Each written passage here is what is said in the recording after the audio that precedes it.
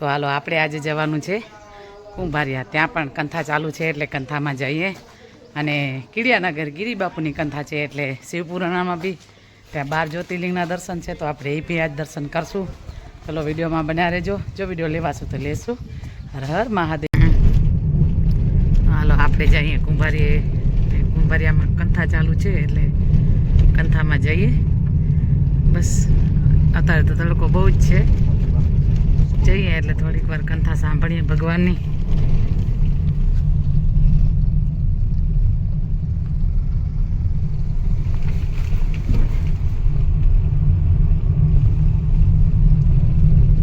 આવી ગયા જઈએ કંથામાં.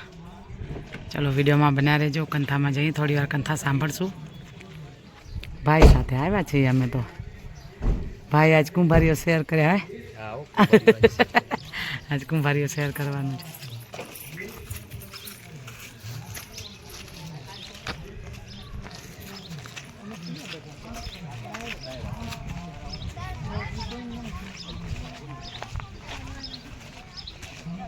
ગુલામી પછી મને તમને કંઈક સુવ્યવસ્થિત સ્વર્ણિમ કાળના દર્શનની એક આશા છે, એ પ્રાપ્ત થવા જઈ રહી છે.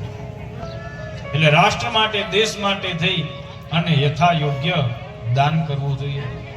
દેશ માટે આમ તો ઘણી બધી પ્રકારના દાન થઈ શકે રાષ્ટ્રની ઉન્નતિ માટે, પણ સૌથી સવિશેષ મહત્વનું જો કોઈ દાન હોય ને રાષ્ટ્ર માટે, દેશ માટે, કે આપણા સ્વયંના સુવ્યવસ્થા સ્વયંના રક્ષણ માટે, તો એ શ્રેષ્ઠ દાન છે મતદાન.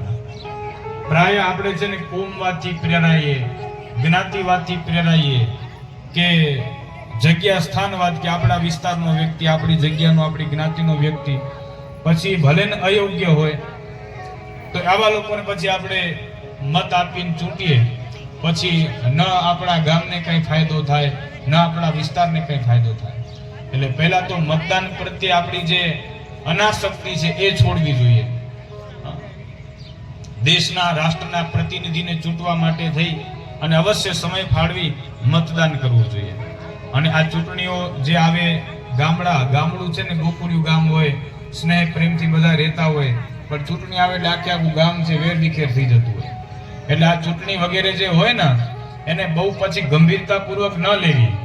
એ ચૂંટણી લડવાવાળા વ્યક્તિ તો કાલ સવારે ભેગા બેહીને જમશે, પણ એના પરિણામે, એના કારણે જે બે વચ્ચે જે વેમનુષ્ય જે એમને ચૂંટણીના સમયે જે માહોલ પેદા કર્યો ને, પરિણામે આખું ગામ છે એ વેરવિખેર થઈ જતું હોય છે. પછી ન ગામમાં કોઈ સારું કામ થાય, ન ગામમાં કોઈ સારા પ્રસંગો આવે, ન કોઈ સારો કોઈ નિર્ણય લઈ શકાય. એટલે સમજુ વ્યક્તિઓએ, સમાજના આગેવાનોએ, ગામના ડાયા લોકોએ જ્યારે આ પ્રકારની સ્થિતિ ગામમાં સર્જાય ત્યારે જે લોકોને આ પ્રતિનિધિ તરીકે ઊભું રહ્યું ને એમને ઊભા રાખીને કહેવું જોઈએ કે ભાઈ ચૂંટણીમાં કઈ ખોટા, અત્યારે જો એક એ છે કેટલા લાખો રૂપિયાના લોકો ખર્ચા કરે ચૂંટણીમાં જીતવા હાટું છે. એટલે આપણને એમ થાય કે આ લાખો રૂપિયાના ખર્ચા શું ગામની સેવા હાટું કરતા હશે? તમને સમજાવું. તો આપણા દેશનો સવિશેષ મહિમા છે. એકમાત્ર આપણો દેશ છે કે જેને આપણે માતૃભાવે પૂજીએ છીએ. ભારત માતા. કોઈ દેશની જય નથી બોલાવતા, કોઈ દેશને માનત કહેવાતું, પણ એકમાત્ર શાસ્ત્રોમાં કહ્યું છે દુર્લભમ ભારતે જન્મ. હા, ભારત દેશમાં જન્મ મળવો ને બહુ દુર્લભ છે, બહુ દુર્લભ છે. આ ભારત દેશની ભૂમિ છે, ભોગ ભૂમિ નથી, પરંતુ યોગની ભૂમિ છે. બીજા બધા દુનિયાના દેશોમાં ભલે ગમે એટલી સમૃદ્ધિ હોય, ગમે એટલા ભોગો મને તમને પ્રાપ્ત થાય, પરંતુ મહારાજ આત્માના કલ્યાણ માટે, યોગ માટે થઈ. યોગનો અર્થ થાય જોડવું, જોડાણ. કોનું? તો કે આત્માનું પરમાત્મા સાથેનું. જીવને જો પરમાત્માની પ્રાપ્તિ કરવી હોય તો આ ભારતની ભૂમિનો આશ્રય ગ્રહણ કરવો જ પડે. એમાં શંકાને સ્થાન નથી.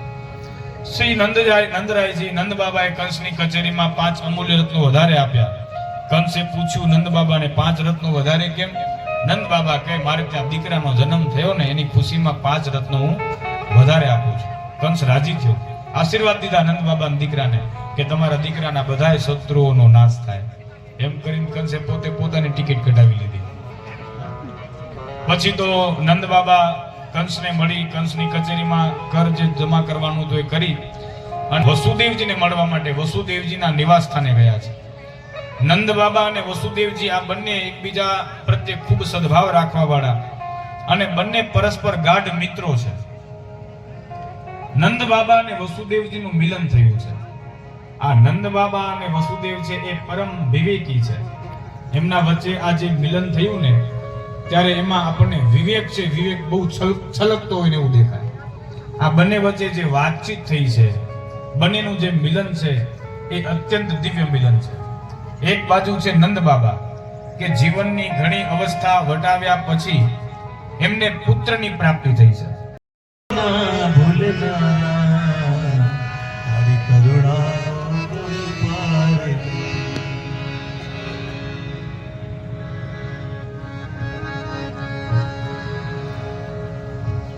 શ્રી દ્વારિકાધીશ કી યજ્ઞશાળામાં યજ્ઞ કરતા બ્રાહ્મણોનો કઈ કામકાજ હશે એટલે જતા હશે. છેક યજ્ઞશાળા સુધી પહોંચી ગયા. માતાજીના એ યજ્ઞના જે સ્થાપનો છે ત્યાં પ્રણામ કર્યા, પગે લાગ્યા. ભગવાન યજ્ઞનારાયણના દર્શન કર્યા અને યજ્ઞનારાયણના દર્શન કરીને જ્યાં ઊભા થયા ને ત્યાં ગામજી મહારાજને ચલમ પીવાની આદત હતી. છેક લાકડિયાથી નીકળ્યા મોરબી પહોંચ્યા, ક્યાંય ચલમ પીવાનો મેળ પડ્યો હશે નહીં. અને આપ જાણો છો ચલમ હોય દેવતા વગર પ્રગટ થાય નહીં, એના માટે અગ્નિની જરૂર પડે. દેવતાથી એમાં પછી જેનું કઈ હોય મસાલો બધો નાખીને પછી ચલમ છે પ્રગટ કરવામાં આવે. એટલે ગામજી મહારાજે આ હવન કુંડમાં ધધકતો અગ્નિ જોયો. વિચારે કર્યો કે બીજે ક્યાંય તો ચલમનો મેળ પડ્યો નથી અને ચલમની તલબ ક્યારની લાગી છે અને અહીંયા તો અગ્નિદેવની મહેરબાની છે, હાલો ને આમાંથી જ મારી ચલમ ભરી લઉં. પહોંચી ગયા, વળી પાછા ઉભા થઈને જાતા હતા, વળી પાછા વળ્યા. છેક હવનકુંડ પાસે પહોંચી અને પોતાની ભેટમાં જે ચલમ બાંધેલી ત્યાંથી ચલમને છોડી નીચે ઝૂકી. હજુ કોઈ કાંઈ જુએ, બોલે, વિચારે, સમજે ત્યાં તો ગામજી મહારાજે હવનકુંડમાંથી આમ કરીને આમ પોતાની ચલમ ભરી લીધી. હવે પોતાની એઠી જૂઠી ચલમ હવનકુંડમાં પધરાવી. કાશીના બ્રાહ્મણો આ દ્રશ્ય જોઈ ગયા અને થઈ ગયા કાળઝાળ, ક્રોધિત. અરે રે, આ કોણ છે? આ યજ્ઞને ભણાવ્યો. કેટલાય સમયથી અમે આ યજ્ઞનું અનુષ્ઠાન કરીએ છીએ. આ યજ્ઞમાં જગદંબાનું મેં આવાહન કરેલું. આ યજ્ઞમાં સાક્ષાત ભગવતી બિરાજમાન હતા અને આ કોઈક વ્યક્તિ આવીને એની જૂઠી ચલમ આ હવનકુંડમાં પધરાવી. આ હવનકુંડ છે એ અપવિત્ર થઈ ગયો. આપણા યજ્ઞમાં વિઘ્ન નાખનારને સજા કરો. પાછા બધા ગોકુળવાસીઓને બોલાવીએ, બહુ મોટો ઉત્સવ કરીએ અને આ વખતે આપણે બધાને કંઈક આપીએ. નંદ બાબાને વાત ગમી અને પછી બધા જ ગોકુળવાસીઓને નોતરું દીધું. ગોકુળવાસીઓ બધાએ રંગે ચંગે નંદ બાબાના ઘર તરફ પ્રયાણ કરી અને એમને ત્યાં પધાર્યા અને બધા જ ગોકુળવાસીઓ સાથે મળી અને એક પરમ વિલક્ષણ વિશિષ્ટ ઉત્સવને ઉજવ્યો. માતા યશોદાજી વિચાર કરે કે આ ઉત્સવમાં લાલો છે બરોબર નિંદર કરી શકશે નહીં. અહીંયા કને કોલાહલ થઈ રહ્યો છે, બધાએ ગાયન વાદન કરી રહ્યા છે અને લાલાની નિંદરમાં વિક્ષેપ પડશે, પૂરી નિંદર થશે નહીં તો લાલો રડ્યા કરશે અને પરિણામે હું પણ મહોત્સવમાં સંમિલિત નહીં થઈ શકું. એટલે લાલાને કોઈક એવી જગ્યાએ હુવાડાવી દઉં કે જ્યાં લાલો છે ને નિરાતે શાંતિથી નિંદર પૂરી કરી લે. ઘરમાં તો ક્યાંય એવું સ્થાન દેખાણું નહીં. એટલે માતા યશોદાજી આંગણામાં એક બળદગાડું જોયું. બળદગાડા નીચે સરસ મજાનો છાંયડો હતો. માતા યશોદાજી વિચાર કરે કે આ બળદગાડા નીચે છાંયડામાં લાલાને હું હુવડાવી દઉં. માતા યશોદાજી આવ્યા બળદગાડા પાસે, બળદગાડા નીચે પારણું મૂક્યું, લાલાને સુવડાવીને પાછા ચાલ્યા ગયા મહેલમાં. ઉત્સવમાં સંમિલિત થઈ ગયા. ભગવાન શ્રી કૃષ્ણ વિચાર કરે કે આ જબરું મારા માટે થઈને ઉત્સવ આદર્યો, મારા માટે થઈને બધાને બોલાવ્યા અને મને જ ઘરેથી બહાર કાઢ્યો, મને જ ઘરેથી બહાર કાઢ્યો, તો આ યોગ્ય નહીં. ભગવાન શ્રી કૃષ્ણ પરમાત્માને થોડીક નારાજગી દેખાણી કે મને ઘરેથી બહાર કાઢ્યો થોડી ચાલે. જે બળદગાડા નીચે માં યશોદાજીએ લાલાને સુવડાવ્યો એ બળદગાડામાં ભગવાને જોરથી લાત મારી અને ભગવાને એવી જોરથી લાત મારી કે બળદગાડું ચાખ્યા ઉરડી અને સીધું નીચે પડ્યું. બળદગાડું જેવું નીચે પડ્યું એ બળદગાડું ભાંગીને ભૂકો થઈ ગયો. એ બળદગાડા ઉપર દૂધ, દહીં, ઘી આ બધા રસો ભરેલા હતા. રસો પણ બધા ઢોળાઈ ગયા. વસ્તુતઃ એ બળદગાડામાં એક સક્તાસુર નામનો અસુર રાક્ષસ છે, સૂક્ષ્મ સ્વરૂપે આવી અને ત્યાં છુપાયેલો હતો.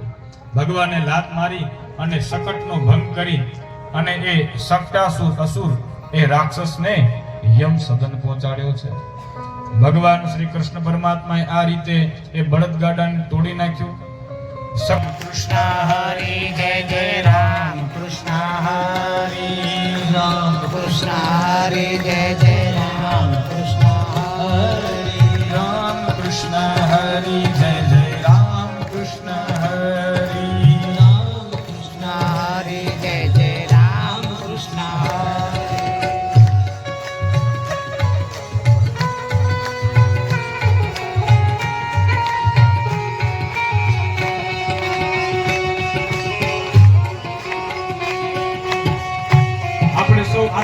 કરી કલો કેશવ કીર્તનાથ કલિયુગમાં માત્ર ને માત્ર ભગવાનના નામના જપનો મહિમા છે. કલયુગમાં એકમાત્ર રામ નામ અવલંબવાની એકમાત્ર રામ નામનો મહિમા છે. તો એ રામ નામના જપનો આશ્રય કરીએ, ભગવાનના નામનું સ્મરણ કરીએ. રામ કૃષ્ણ હરે જય જય રામ કૃષ્ણ હરે રામ કૃષ્ણ હરે જય જય રામ કૃષ્ણ હરે રામ કૃષ્ણ હરે જય જય રામ કૃષ્ણ હરે રામ કૃષ્ણ હરિ જય જય રામ કૃષ્ણ હરિ રામ કૃષ્ણ હરે જય જય રામ કૃષ્ણ હરે રામ કૃષ્ણ હરિ જય જય રામ કૃષ્ણ હરિ રામ કૃષ્ણ હરે જય જય રામ કૃષ્ણ હરે રામ કૃષ્ણ હરિ જય જય રામ કૃષ્ણ હરિ રામ કૃષ્ણ હરે જય જય રામ કૃષ્ણ હરે રામ કૃષ્ણ હરિ જય જય રામ કૃષ્ણ હરિ રામ કૃષ્ણ હરે જય જય રામ કૃષ્ણ હરે રામ કૃષ્ણ હરિ જય જય રામ કૃષ્ણ હરિ રામ કૃષ્ણ હરે જય જય રામ કૃષ્ણ હરે રામ કૃષ્ણ હરે જય જય રામ કૃષ્ણ હરે રામ કૃષ્ણ હરે જય જય રામ કૃષ્ણ હરે રામ કૃષ્ણ હરે જય જય રામ કૃષ્ણ હરે રામ કૃષ્ણ હરે જય જય રામ કૃષ્ણ હરે રામ કૃષ્ણ હરે જય જય રામ કૃષ્ણ હરે રામ કૃષ્ણ હરે જય જય રામ કૃષ્ણ હરે રામ કૃષ્ણ હરે જય જય રામ કૃષ્ણ હરે રામ કૃષ્ણ હરે જય જય રામ કૃષ્ણ હરે રામ કૃષ્ણ હરે જય જય રામ બોલે ગોવર્ધન ખારા પીલું શાયદ કાંઈક દવામાં બી કામ આવે છે અને આપણે આજે ટ્રાય કરીએ કેમ કે બેન કે છે ઠંડા બહુ હોય પણ મોઢો આવી જાય એનાથી. હા મારા જેવા હે એવા આવી જ મારા જેવાનું તો છાલા પડે મોઢામાં. તમે એ ખાતા આવડવા જોઈએ એને એક એક ચૂસાય નહીં. આ જુઓ આને કહેવાય ખારા પીલું. એને બધાને આજે એમ તડકો લાગે ને લૂ લાગે એટલે આવા ખારા પીલું પાકે. તો આમ જુઓ આવી રીતે છે. આમાં મીઠા પીલું બી હોય અને આ ખારા પીલું છે. તો ગામ કુંભારિયામાં આવ્યા છીએ ને ખારા પીલું આપણે ખાઈએ. બસ ટેસ્ટ કરીને બોલશું કે કેવા છે. ટેસ્ટ કરો બેન ટેસ્ટ કરશે બતાવશે હમણાં તમને. થોડીક ધૂળ લેવી જોઈએ. થોડીક સાફ કરી લે.